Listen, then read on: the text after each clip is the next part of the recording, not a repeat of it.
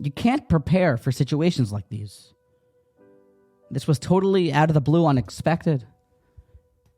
It was this past Shabbos that I woke up and went to go see my 2-year-old daughter when I noticed that she had a little bug bite that wasn't doing so well. It was inflamed.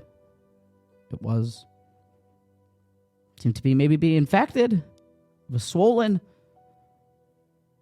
It's a sakana maybe. Is it not? What to do? Do we need Hatzalah? Is it refuah on Shabbos? What do we do? Do we go to the hospital?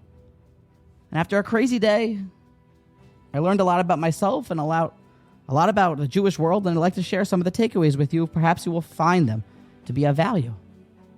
The first thing I learned is when my wife, we decided that I would take my daughter to shul to find a Hatzalah member, and I learned that there are a whole lot of Hatzalah members in the Jewish world, for I was swamped with the Hatzalah agents of sorts. They came over to help me, and I was blown away by how caring and loving each one was. When they phoned the head medic with their famous walkie-talkies, I met an even nicer individual who coached me and examined my daughter, and that it doesn't look very serious, but it needs to be checked out to make sure. Could be that there's a sakana.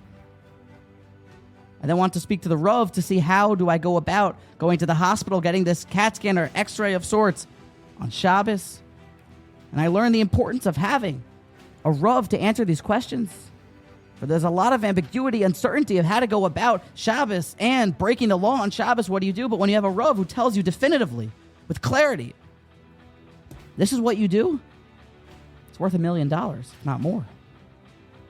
Then, ordering an Uber on Shabbos was a weird experience, but if you're going on Shabbos, covet, an einig, you got to do it right. You got to get a nice Uber XL. Traveling in an Uber on Shabbos, we then got to the hospital.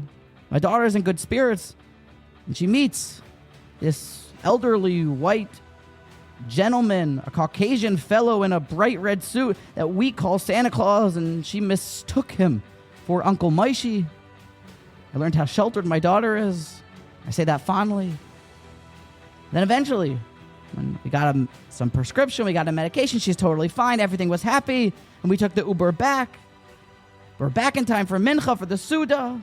It's never too late for some herring. Everyone was feeling totally well. It was a bracha from Hashem. Crisis averted. Thank you to the Almighty. I learned that, oh yeah, it's Shabbos. I didn't feel like Shabbos. So I was in a hospital. There was a TV on with National Geographic. We were in a car. And I learned that, well, it's not up to us that every seventh day is Shabbos. It's Mekadesh HaShabbos, that Hashem makes it holy.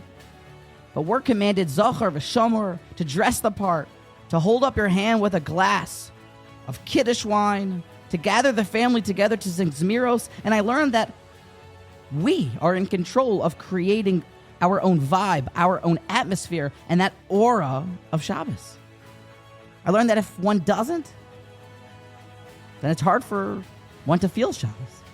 And how we treat mitzvos and inyane kedusha is very much how they will reciprocate and inspire and give off their light. Perhaps this is why we kiss our sefarim. We march around with the Torahs, and we put on our beautiful Shabbos begadim, kavod and eineg.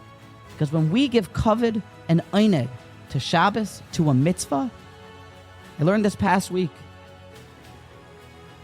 but then the mitzvah reciprocates and we really feel it.